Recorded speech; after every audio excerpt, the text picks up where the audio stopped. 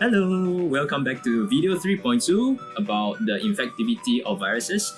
If you have not already watched 3.1, you may be interested to go check that out. It covers more on the technical aspect of this whole topic. And in 3.2, we are going to be covering about the implication of those knowledge, as well as how you can use this knowledge to reduce the risk of you contracting a viral disease. So without further ado, let's get into it.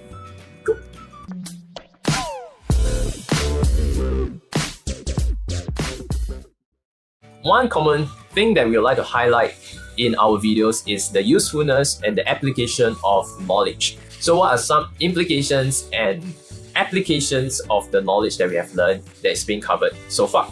First and foremost, we would like you to think of viral hosts like viral making factories.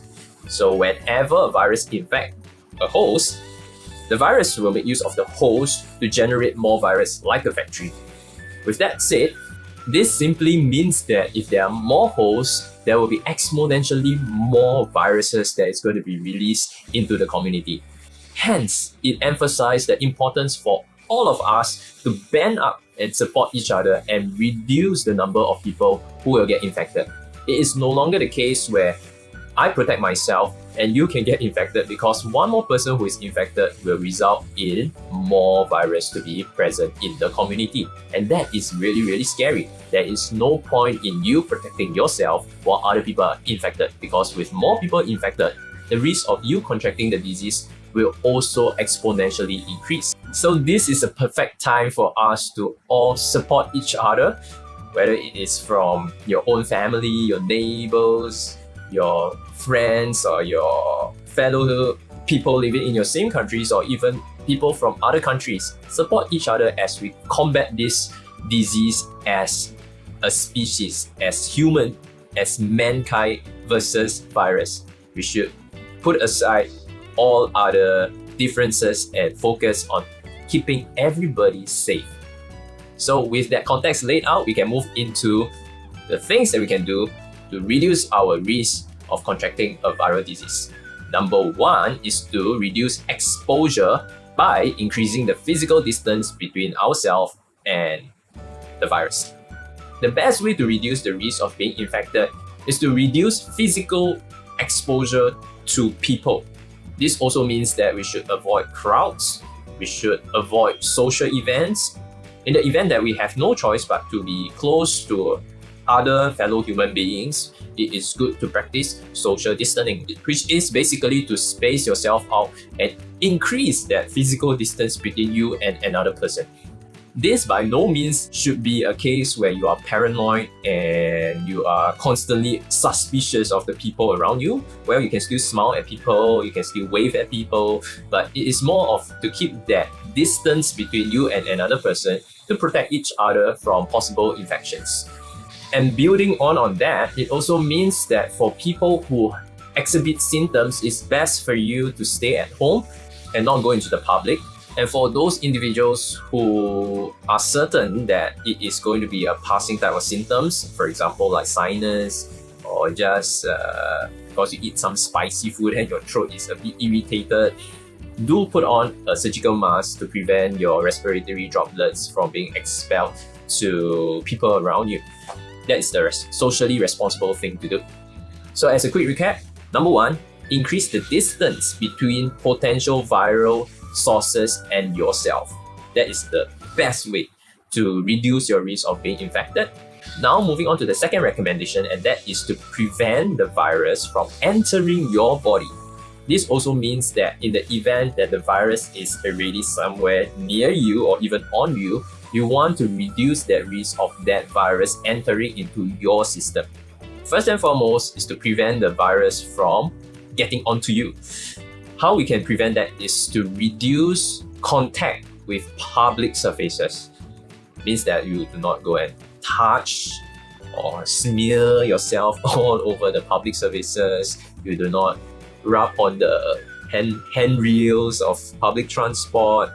A good way to caution yourself against touching surfaces, if you are like me with more of itchy hands and we like to touch things and then unknowingly get ourselves contaminated is to imagine that the whole place is filled with wet paint.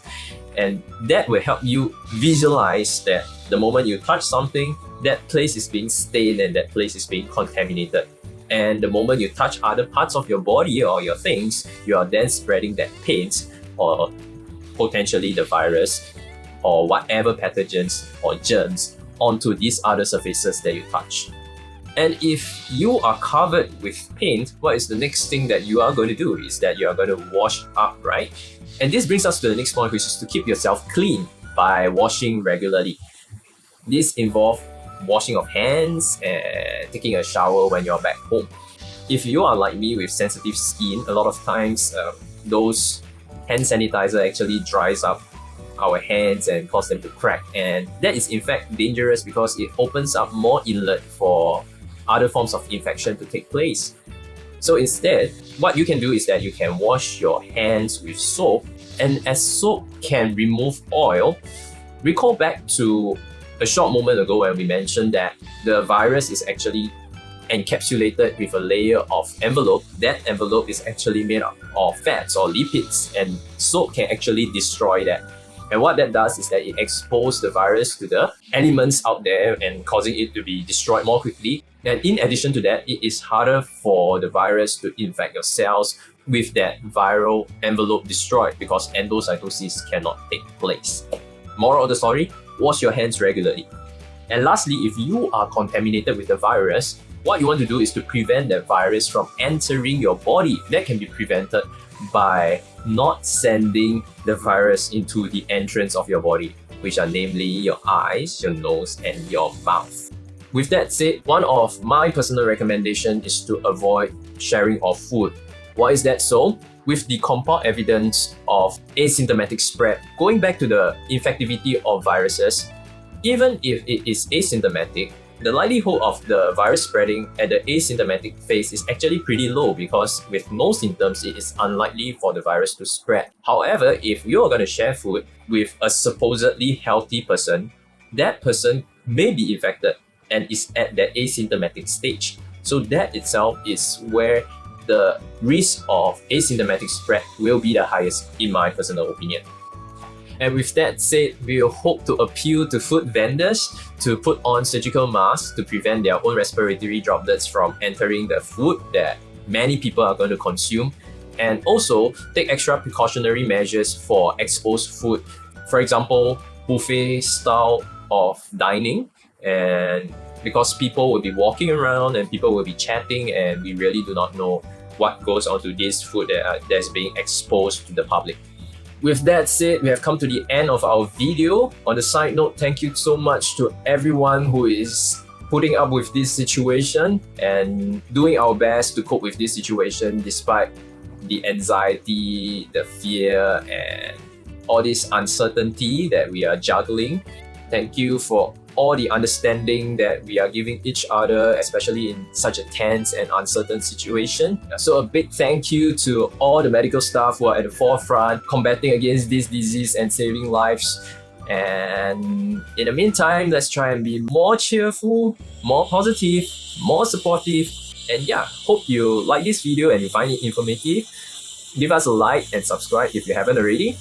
Comment down below how are you coping with all this craziness that is happening, and we'll see you in the next video. Take care.